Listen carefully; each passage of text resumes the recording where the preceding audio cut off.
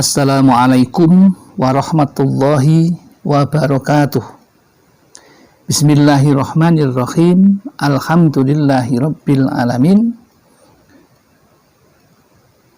Wassalatu wassalamu ala asrofil anbiya'i wal mursalin wa ala alihi wa sahbihi ajmain, amma ba'd. Jamaah Al-Fatih channel yang dirahmati oleh Allah.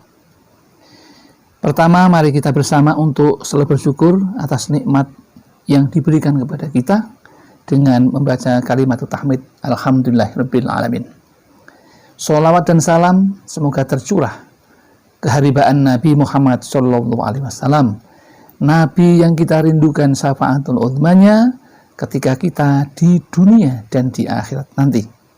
Selanjutnya ingin kami berbagi kepada saudara-saudaraku tentang malam pertama di alam kubur, gambaran siksa kubur dan penderitaannya.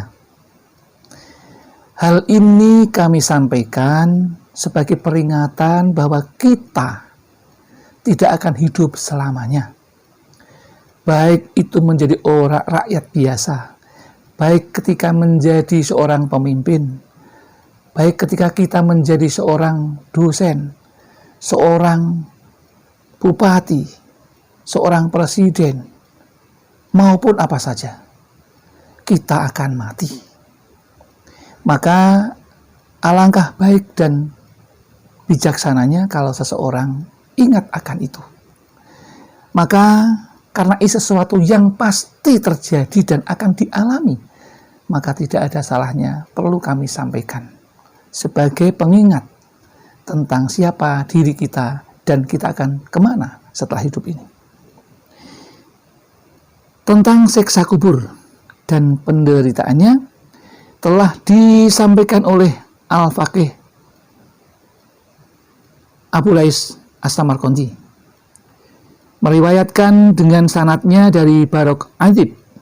Katanya, kami bersama Rasulullah Sallallahu Alaihi Wasallam mengiring mayit sahabat Ansor. Setelah sampai di kubur, beliau duduk dan kami pun duduk di sekitarnya. Diam, sepertinya ada burung di atas kepala kami. Kemudian beliau mengangkat kepala seraya bersabda, "Berlindunglah kalian kepada Allah dari siksa kubur." Diulang sampai 3 kali.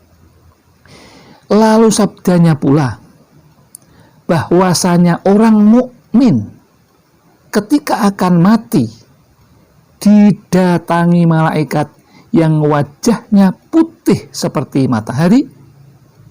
Mereka duduk di depannya sambil memegang kafan surga. Tidak lama kemudian datang pula malaikat maut, duduk di sebelahnya, menyeru kepadanya, "Hai jiwa yang tenang, keluarlah menuju ampunan dan keridhaan Allah," kata Nabi Muhammad SAW. Lalu rohnya mengalir keluar seperti tetesan air. Ia diterima dan dimasukkan kafan, kemudian dibawa keluar. Baunya harum seperti minyak kasturi. Selanjutnya dibawa naik. Setiap melewati kumpulan para malaikat, mereka bertanya, "Roh siapakah yang harum ini?" Dijawab, "Rohnya Fulan bin Fulan." Demikian itu hingga ke langit. Penghuni yang menyambut baik kedatangan roh tersebut.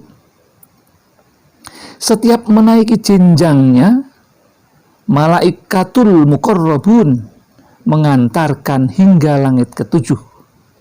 Allah berfirman, "Tulislah ketentuannya di surga Aliyin, lalu dikembalikan ke bumi, karena dari sanalah kami ciptakan dan ke dalamnya kami pulangkan. Pada saat akan kami bangkitkan, maka bergabung lagi roh tersebut dengan jasadnya dikubur. Tidak lama kemudian datanglah malaikat Mungkar wa Nakir. seraya bertanya, siapa Tuhanmu? Jawabnya, Allah Tuhanku.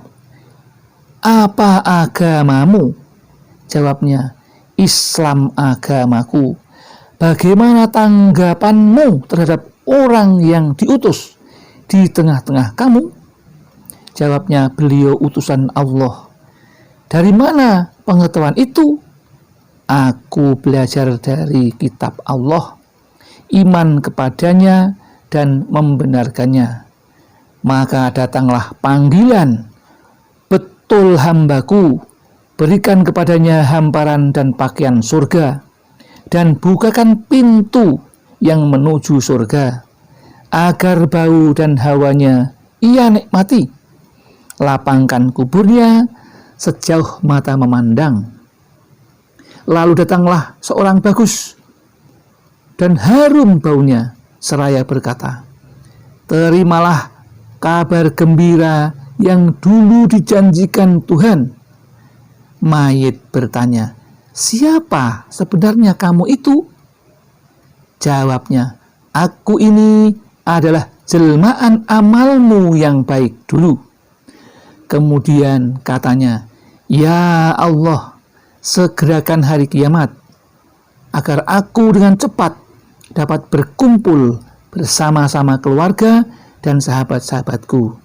Selanjutnya Nabi Muhammad SAW bersabda, adapun orang kafir ketika akan mati didatangi malaikat yang hitam mukanya, hitam pula pakaiannya.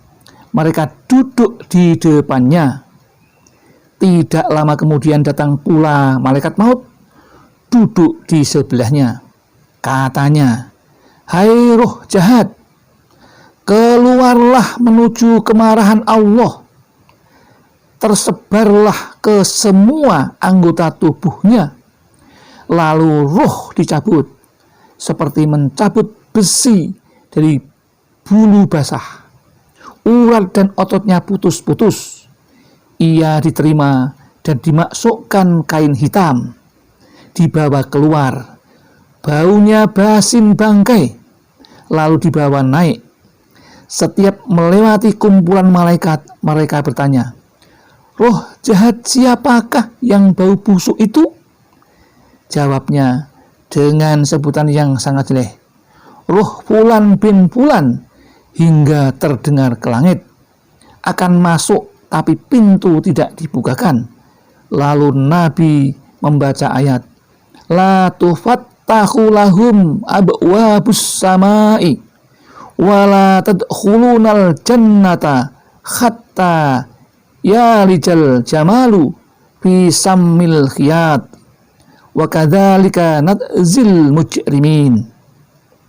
Sekali-kali tidak akan dibukakan pintu-pintu langit buat mereka dan tidak dapat masuk surga kecuali jika ada unta bisa masuk kepada lubang jarum.